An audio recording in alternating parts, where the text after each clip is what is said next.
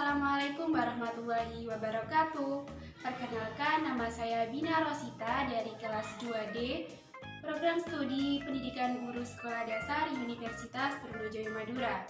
Pada video ini kita akan melakukan praktikum sederhana untuk mengetahui kandungan protein pada bahan makanan.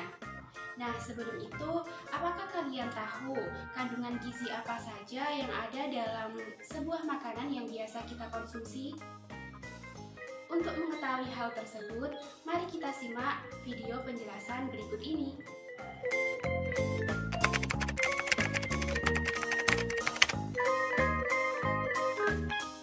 Pada makanan yang biasa kita konsumsi sehari-hari terdapat beberapa kandungan gizi di dalamnya, yaitu berupa zat karbohidrat, protein, lemak, vitamin, dan zat-zat lainnya.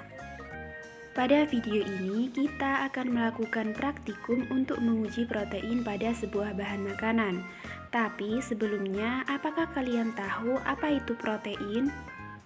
Protein merupakan senyawa penting penyusun sel hidup yang terbentuk dari asam-asam amino melalui reaksi polimerisasi.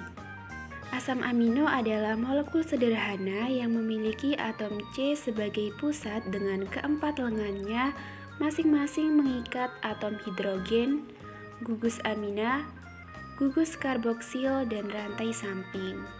Berdasarkan asalnya, protein dibedakan menjadi dua, yaitu protein nabati yang berasal dari tumbuhan dan protein hewani yang berasal dari hewan.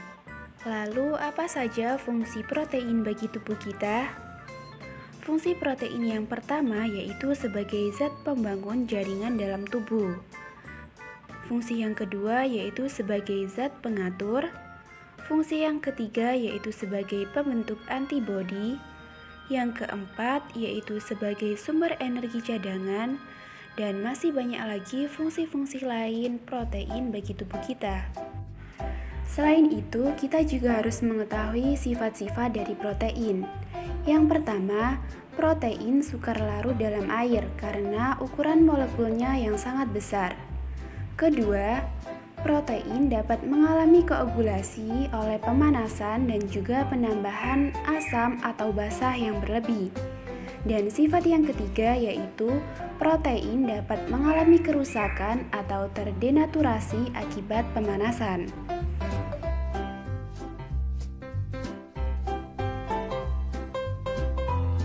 Nah, setelah kalian menyimak video penjelasan tersebut, sekarang waktunya kita melakukan praktikum sederhana untuk menguji kandungan protein pada bahan makanan. Nah, sebelum kita melakukan praktikum, sebaiknya kita menyiapkan alat dan bahan terlebih dahulu. Alat yang akan kita gunakan dalam praktikum kali ini adalah gelas yang sudah diberi label masing-masing bahan makanan.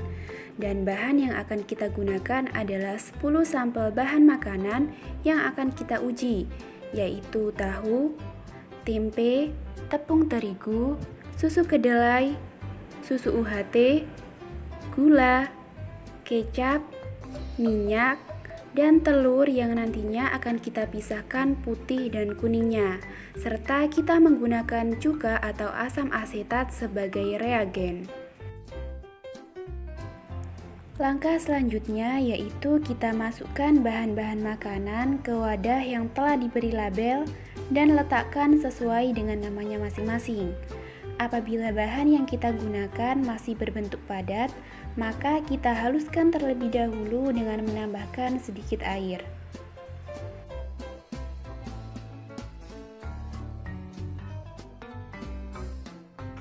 Nah, setelah kita masukkan tiap-tiap bahan makanan ke wadah yang telah kita sediakan, selanjutnya kita beri reagen sebanyak sekitar 20 tetes. Kita bisa menggunakan reagen berupa asam asetat atau cuka. Nah, langsung saja kita masukkan 20 tetes.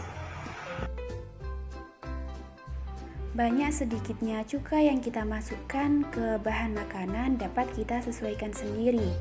Semakin banyak cuka yang kita masukkan, nantinya perubahan yang terjadi akan terlihat lebih jelas.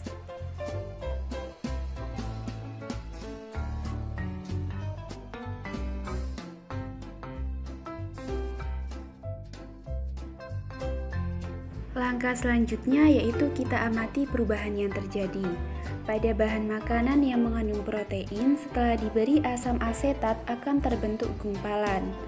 Nah, kita bisa amati pada bahan makanan putih telur, susu kedelai, susu UHT, tempe, tahu, dan kuning telur terbentuk gumpalan. Sehingga dapat kita buktikan bahwasannya pada bahan makanan tersebut mengandung protein. Sedangkan pada bahan makanan kecap, tepung, minyak, dan gula tetap pada wujud asalnya. Nah, untuk lebih jelasnya kita bisa lihat pada putih telur dan susu UHT.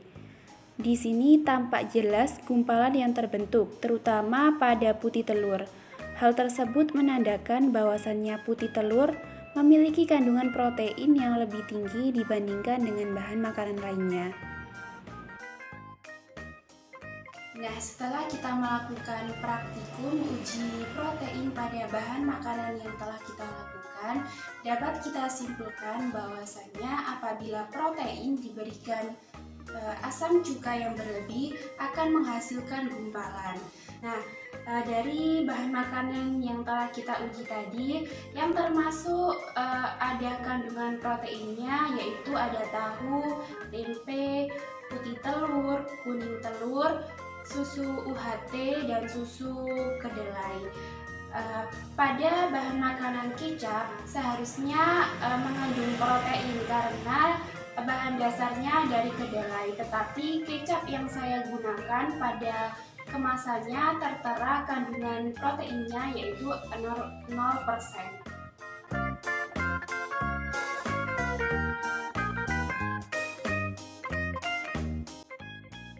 Sebuah protein apabila diberi asam berlebih akan terdenaturasi menjadi garam proteosa, sehingga terbentuklah gumpalan.